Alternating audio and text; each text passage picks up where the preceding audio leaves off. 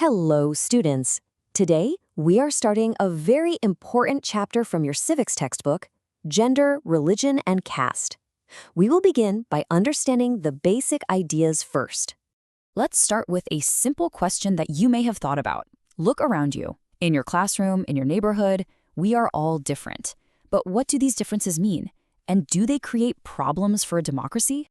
In today's explainer, we will explore these questions step by step. This is the roadmap for our lesson.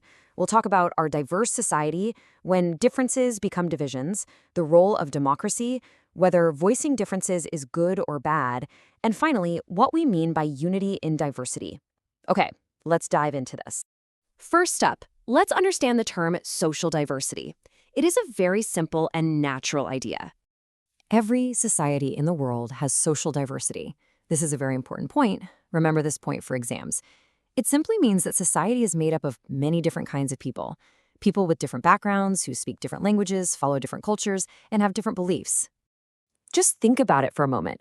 The way people live in a village is quite different from how they live in a city, isn't it? Or maybe your own family's traditions are very different from your friend's family traditions. These differences are a normal and unavoidable part of life. They are not a problem in themselves.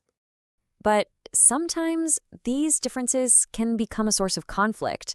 So let's see how that happens. Now, what's really important here is the change from difference to division. This happens when one group gets more benefits or more respect than another just because of their background. When social differences lead to inequality, unequal access to resources or opportunities, that's when they create social divisions. This is another key definition for your exams. You might be wondering, why are we discussing all of this in a political science class? Well, let's connect these ideas to democracy.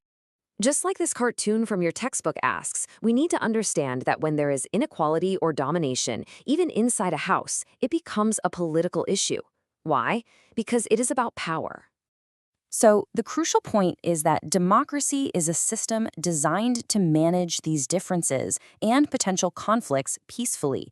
It provides a space for all kinds of people to express who they are and to demand their rights through things like elections, movements, and debates. Now we come to the most important idea of this introduction.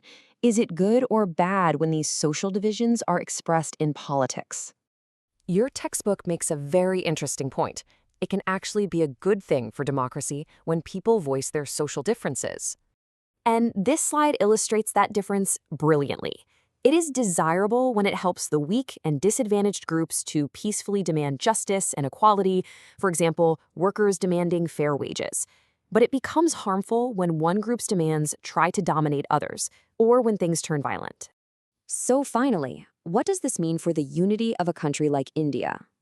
Let's clear up a common misunderstanding. Many people think that unity means sameness, but that is not true for a democracy. In fact, trying to suppress differences can lead to bigger conflicts later on. Real democratic unity is built on respecting our differences and finding ways to live together peacefully. So remember this, democracy doesn't get rid of social divisions. Instead, it provides the best methods to manage them and to live with them. It gives everyone a platform, allows for peaceful competition, and helps people negotiate their differences. Now that we have understood these basic concepts, we are ready to explore the specific examples in our country. We'll see how these ideas of social division and democracy apply to gender, religion, and caste in India. Thank you.